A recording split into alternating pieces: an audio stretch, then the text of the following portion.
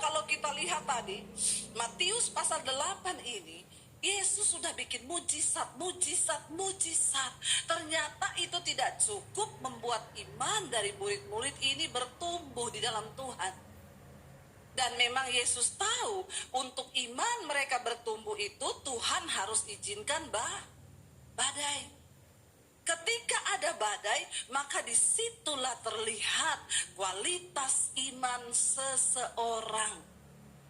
Bagaimana cara engkau berespon dalam setiap badai, ya itulah kualitas imanmu. Waktu engkau menghadapi persoalan di dalam rumah tanggamu, berhentilah curhat sana sini, ketemu orang semua diceritain masalahnya. Engkau berpikir engkau akan dapat kekuatan dan solusi, enggak, sebaliknya. Jangan datang pada manusia.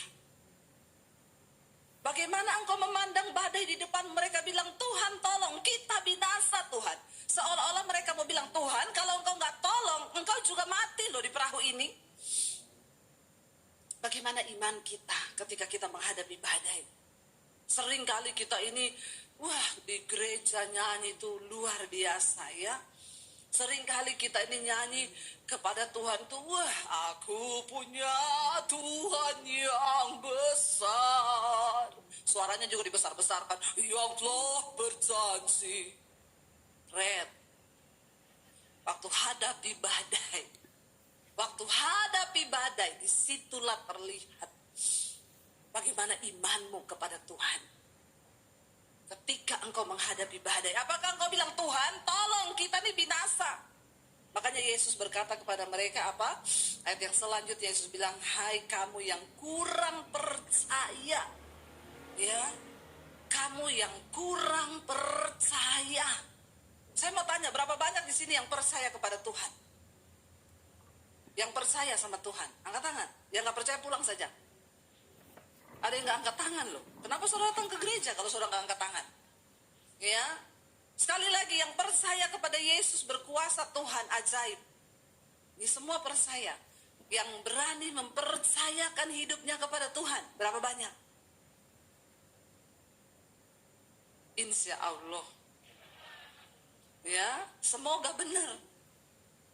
Ketika ada badai dalam hidupmu, disitulah saudara, kita ini terlihat apakah kita benar-benar percaya kepada Tuhan.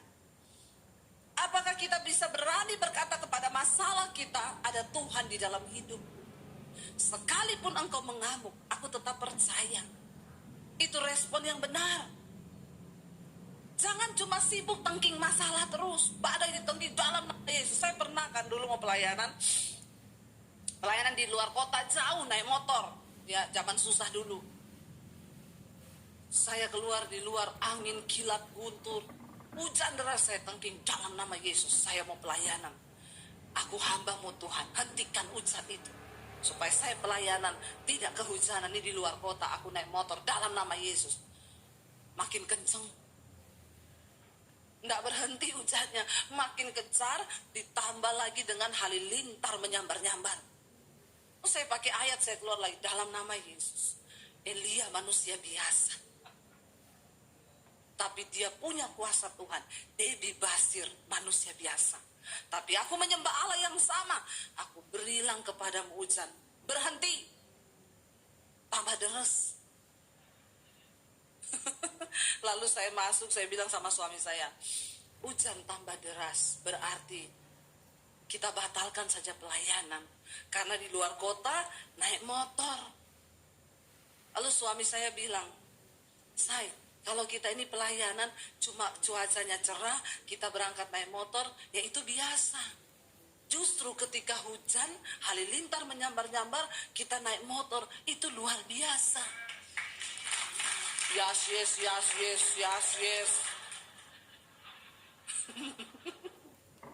Saya bilang waktu itu, ya saya pikir dia mau mendukung saya.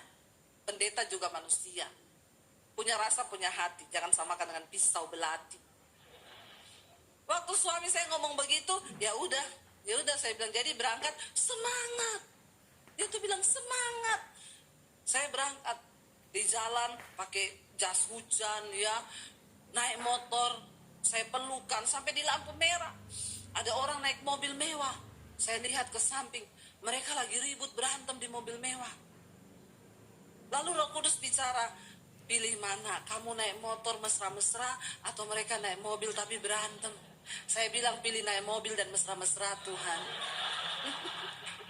Tetap gak mau kalah, gak mau rugi toh. Tapi kami melewati itu. Ada kalanya Tuhan gak hentikan badai. Dia biarkan, dan bagaimana kita berespon, disitulah Tuhan lihat.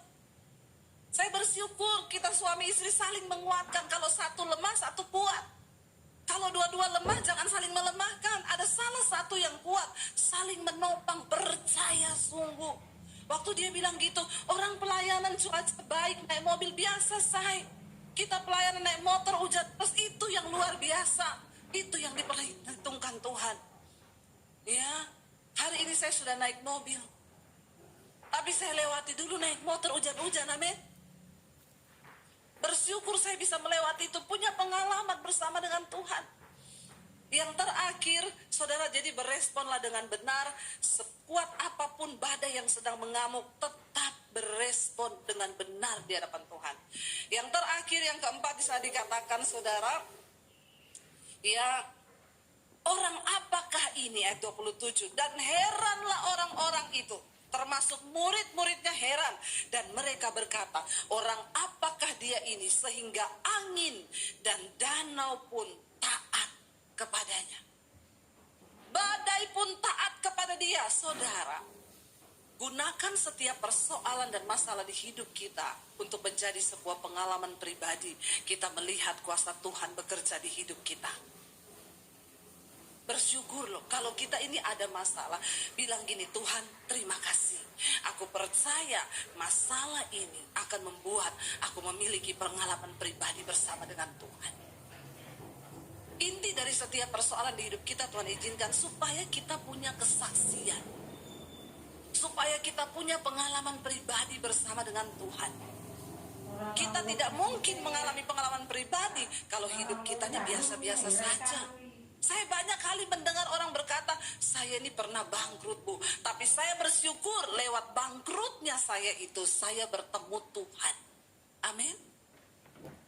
Saya menghadapi masalah dulu dalam hidup sampai saya mau bunuh diri. Tapi saya bersyukur ternyata lewat masalah itu, saya ketemu Tuhan.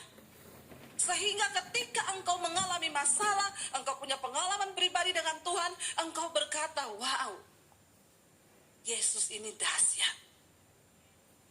Siapakah dia? Sampai badai masalah di hidupku pun, ya, dia sanggup selesaikan. Kita perlu pengalaman pribadi supaya apa, Bapak Ibu? Kita tidak tergoyahkan oleh angin-angin pengajaran hari-hari ini. Saya percaya sampai hari ini Yesus Tuhan itu juru selamat. Saudara percaya Yesus juru selamat? Ya, jangan dengarkan pengajaran lain yang berkata bahwa Yesus bukan juru selamat. Nama Yesus, tidak ada nama di bawah kolong langit ini yang kepadanya diberikan kuasa. Bahkan setan pun taat kepada nama Yesus. Saya punya pengalaman pribadi dengan Tuhan.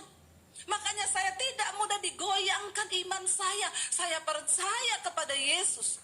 Waktu saya sedang bertanya, siapa engkau Tuhan yang sesungguhnya di dunia ini yang menciptakan saya?